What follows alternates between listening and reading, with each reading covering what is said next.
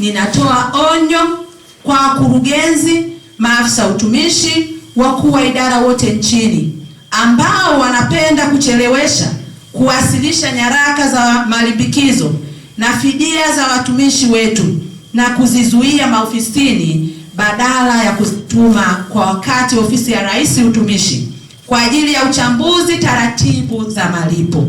Serikali imeshatenga fedha hizi, hivyo sitosita kuchukua hatua kali za kisheria na za kiutawala dhidi ya mtendaji yoyote atakayebainika kuwa kikwazo kwa ustawi wa watumishi.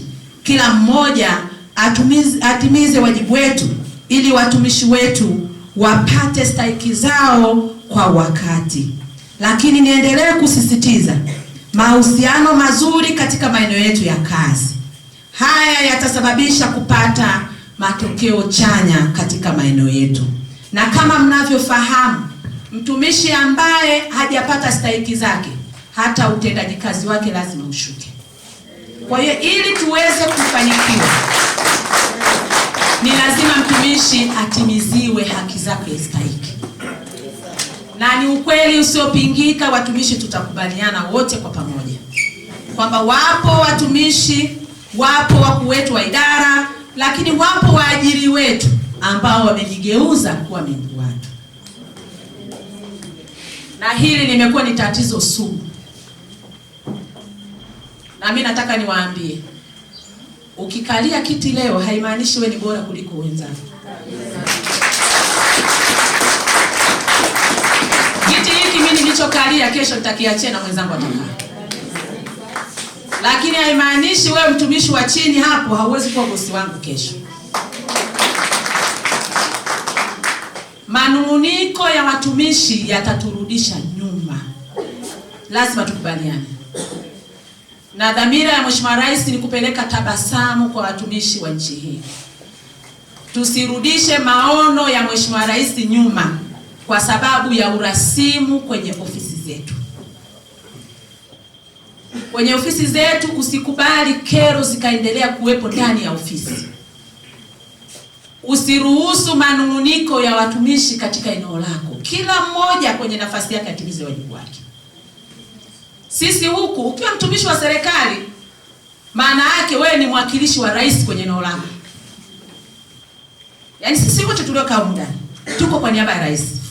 Maana rais ndio mtumishi namba 1 wa nchi. Sisi tuko huku, kazi yetu ni kumsaidia. Malalamiko ya watumishi yanapotokea au ya wananchi kwenye eneo letu, anaelekezewa rais, sio mimi. Sasa rais kule anamulika, huku chini kuna nani? Atatumulika mpaka mtu wa mwisho, mtendaji yule wa mtaa. Nafikiri watendaji wote wa mtaa wako hapa, eh? Watendaji mpo? Tupo. Sasa na sisi watendaji tukatimize wajibu wetu. Kule kwenye serikali zetu za mitaa tufanye kazi tupunguze urasimu. Sio unatembea na muhuri unamwambia unanijua mimi ni nani? Akiongea tu mwananchi wa kawaida ambaye hata hajui Kiswahili vizuri, unaanza kumwambia hivi unanijua mimi ni nani? Wewe ni raia tu. Na uko hapo kwa ajili ya kumsaidia Mheshimiwa Rais. Kwa hiyo vyeo tulivyonavyo, utumishi tulionao, usitupe kiburi. Tusibebe vyeo mabegani. Tubebe matatizo ya wananchi mabegani mwetu. Hivyo tutakuwa tumetimiza wajibu wetu. Lakini jambo lingine, mfahamu kwamba utumishi ni utu. Kuwa mtumishi ni utu. Maana mtumishi una kazi ya kuhudumia. Tuhudumie wananchi kwa upendo, kwa ukarimu. Zipo ofisi mtumishi anaogopa kuingia. Akimwona tu mkuu wa idara ametokea basi anakimbia mbio. Alafu mwalimu ametoka kule kijijini kabisa anataka kwenda kwa mkurugenzi. Akifika tuko pale ofisini tu mlangoni anakutana na mtu anaitwa PS. PS anampiga kwanza mikwara. Yule mwalimu anageuka, hawezi kuingia kwa mkurugenzi. Yako maeneo yako hivyo.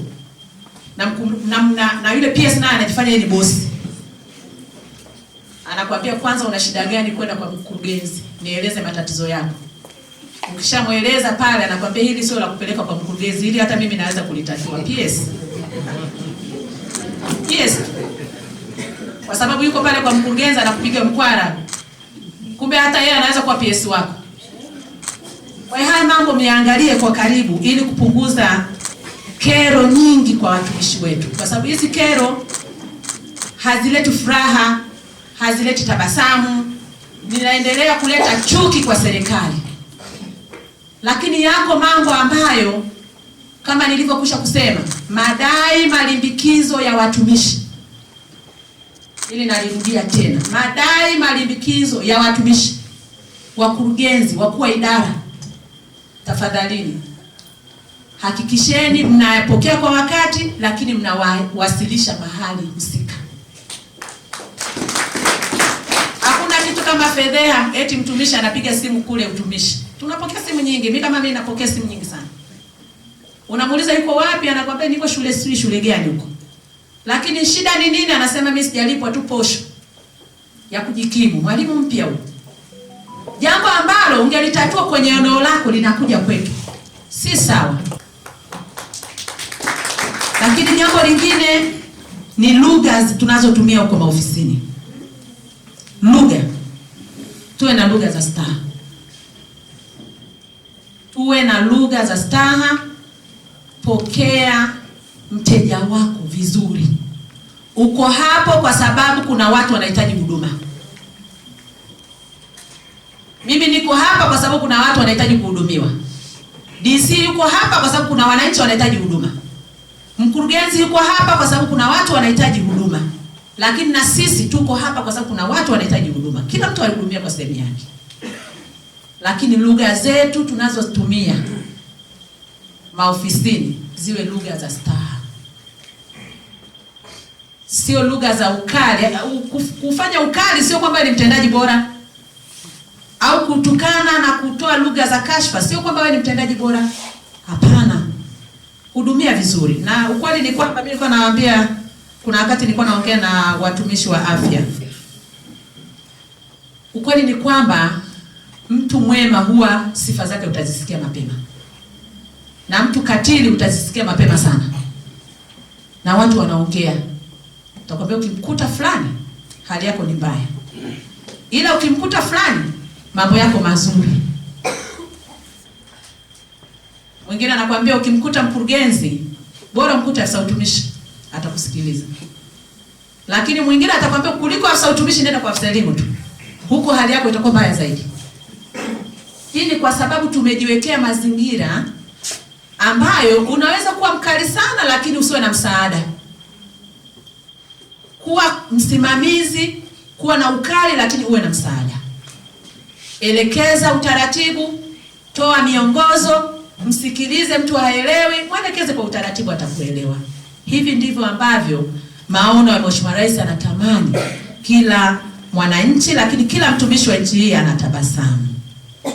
Ajira mpya hizi tumezitoa sana. Wengi walikuwa wanalalamika, mimi huko nilikopangwa siwezi kwenda. Wengine wanaenda kwa madaktari kutengeneza vyeti. Wengine yani imekuwa ni utamaduni. Lakini tukija kwenye ile habari ya wenza, kuna watu walikuwa wanafunga ndoa mpaka na kaka zao. Kisa uhamisho tu. Nakwambia tufunge ndoa ya muda. Si lengo ni kwamba umeolewa. Lakini serikali baada ya kugundua na hilo ni tatizo, na baada ya kuona kwamba maeneo ya pembezoni hatuna watumishi kabisa. Ninyi hapa Mbulu mji, lakini kuna maeneo ya ndani huko vijijini. Ukienda kwenye shule, tofauti ni kubwa na shule iliyoko hapa mjini. Kule hakuna watumishi. Na ni Watanzania wenzetu wanahitaji huduma. Kila anaenda kule anakuambia mimi namfuata mwenza, namfuata mume wangu, namfuata mke wangu.